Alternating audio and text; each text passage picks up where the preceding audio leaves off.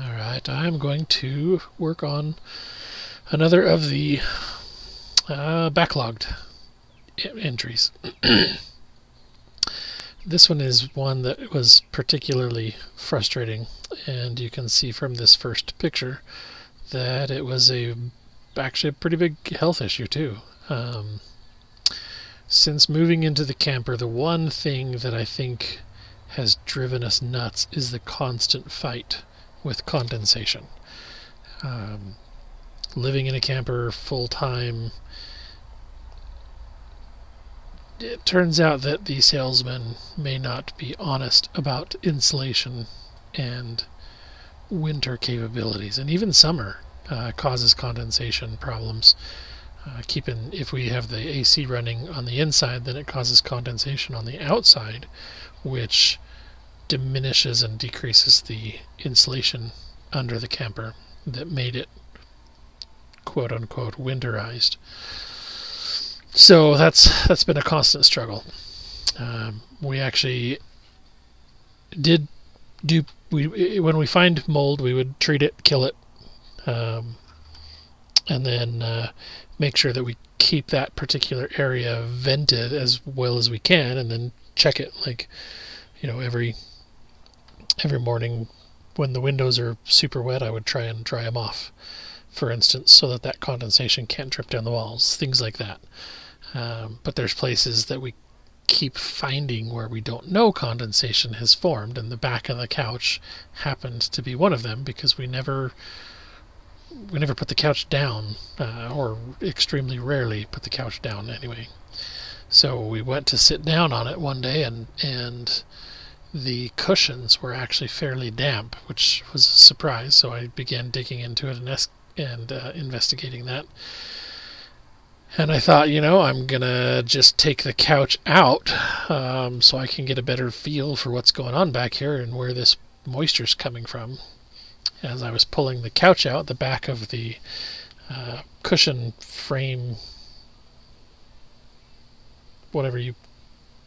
it's kind of a combination of cushion and frame. Anyway, the plywood that they had used to build that was all damp and had growing mold on it. It had signs that it had been moist for a while. So I started to treat that, and then I thought, let's check a little further before I know, so I can see what's really going on. And I peeled up a corner of the carpet and found this. So, as unpleasant as this picture is, it was even more unpleasant to find. Trust me. We talked with a couple of friends and cousins who have also lived in campers and struggled with condensation. One of my cousins lived in a camper with, I believe, 4 kids and her husband. Is it 3 or 4? She'll have to correct me. I can't think which way it is. But anyway, they lived in a camper for a while, and it turns out they had the exact same problem. So they had the slide-out rebuilt, and then they had the exact same problem. So they had the slide-out rebuilt, and then they moved into a tiny home so that it could be properly insulated and be able to move forward without those problems. And that's kind of where we're at, is we're trying to get to a point where we're not in a camper anymore. So with that information, we decided that the best course of option was to just eliminate the slide out, since we don't actually use it as a couch very often. It's usually, more often than not, it's actually was a spot to put things. It's a temporary storage shelf. So the decision was, after finding all of this, I kept digging into it, and you can see in the very corner here of this second image here that the plywood has actually started, the floor plywood has started to come away from the wall and is allowing just rain to come in. So that was a huge problem. I tried my best to clean it up, soaked it with probably a total of a quarter gallon, like a full quart of bleach. By the time it was all said and done, we put fans on it, and it just wasn't working well enough for me to be satisfied that it was going to be safe. So here's the kind of the before picture, and then I started just tearing it out piece by piece. You can see the pickup truck there through the window. I parked that right out there because I knew I was just going to be tossing pieces into it and not even going to try and salvage anything. It was just not worth the risks. So I've got all the shelving out, the window out. Started trying to cut around the window to get the frame torn out. Trying to pull screws whenever possible. I'm trying to remove pieces whole without disturbing, so that I can do this without emitting any more mold spores than possible. At one point, the cat decided she needed to investigate the new exit from the camper, but it turns out that at this point I was actually still hoping I could salvage this. But as you can see, the actual slide-out frame itself has begun molding as well, and it's not really built all that great, to be honest. It's got a little bit of 1/4-inch plywood and a whole bunch of MDF junk. So yeah, I don't know if this is a problem with just being here in Washington, with just living in it, or if it's because it's a quote-unquote light trailer. I don't know. But at that point I decided that it was just going to go completely away. I was done trying to figure out how to resolve this and fix it, so I've torn the surround out from underneath it. I've started tearing the frame around from the outsides, and then once I got a few more screws undone, I was able to just basically push it out. And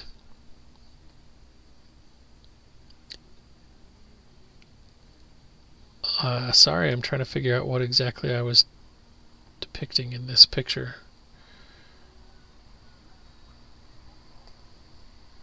I think I was just trying to show that. Oh, this was the damage. So the shiny spots in the metal here, the slide-out mechanism had actually started to sag, and it was grating at all of the framing and shredding it every time we would put the slide in or out, as a result of the fact that it was the structure was sagging. So there we go, with a big giant hole in the wall. And now that there's a hole in the wall, Charlie decided he had to come and play because he could see me. We found a rat's nest, or a mouse nest, over here. That was apparently one of the sources of mice coming into the camper. That kind of surprised me, was up the electrical cord. That was resolved by filling it with some spray foam and SOS metal scrubby pads. Now I've got everything inside all cleaned up.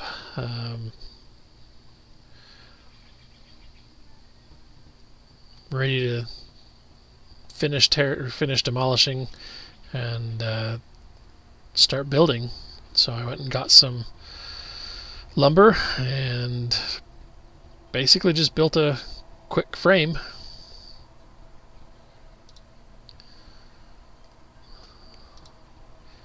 And then we used some OSB so that we could cover that.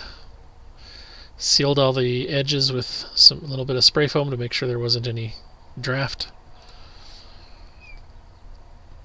Went and picked up some shelves from Home Depot and learned the hard way that if you're going to order online, you have to be very careful and inspect everything on site when you pick it up. This particular box we got home and had some damage, and clearly had been repackaged. But they were actually pretty good. They just ended up replacing this particular shelf, no questions asked.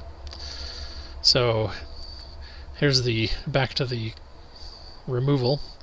I spray foamed the gaps and cracks around the outside. I got them trimmed and scribed as closely as I could, but I still sprayed it with foam to make sure, and then I used some Bondo to start filling those cracks. And this particular crack was part of the problem with why water was leaking in, is because everything had sagged enough that it caused a crack in the shell of the camper itself. So here's the Bondo filling all of the holes, and then there's the first layer of paint to just get that sealed so that we'd have a solid wall. And this is what it looks like now. We have lots and lots of storage space for kitchen appliances and food and things, which we did not have before. So from that aspect, this has been a far more functional upgrade to the camper, even though it technically is a downgrade to remove that. But it's something that we definitely needed to do and have not regretted since. One of the next steps for some future project is, after we are able to get out of the camper, it will probably, it'll at the very least, it'll need a new floor, because again, that condensation forms, and we at one point, before any of this problem, we had actually talked with a dealer out here in Chehalis, and the first question they asked after they found out we were living in it full time was, has the floor started to go soft yet? Which kind of took me by surprise, because there had been a slight weak spot develop in the floor, but it wasn't bad at the time, and we didn't know what was causing it. I thought it was like a water leak, and I can't tell you how many hours I spent trying to find a leak somewhere in the pipes. But the problem is, most of the pipes aren't accessible unless you do a whole lot of demolishing. Really poor design on Skyline's part in how they designed or built the camper. But we've learned since that it was because they know that there's all kinds of major condensation problems. So like these campers, even if they're winterized, they're built with the intent of living in them for a week and letting it air out for like a month to make sure everything's dry before you go live in it again. So really poor design, and really crappy on the salesman's part for selling it, knowing that there was going to be condensation issues. Their solution was to have us put a vent cover over the ceiling vents, because somehow that was supposed to make it better, which, I mean, we did, and it's kind of nice because on rainy days we don't have to worry about closing the vents, so we still get some airflow, but that doesn't actually solve any moisture problems or condensation problems. Just means the vent can be open when it's raining. So anyway, yeah, this is where we're at with the camper. We're actually working on building a we've got a trailer frame that we tore the camper off of. This particular one, I think we paid $500 for it. A friend picked it up for us in Utah for $300, and then for $200 we had him demolish everything down to the floor. Then we brought it up to Washington and removed the floor, and took that to the dump, so it's just a bare frame at the moment.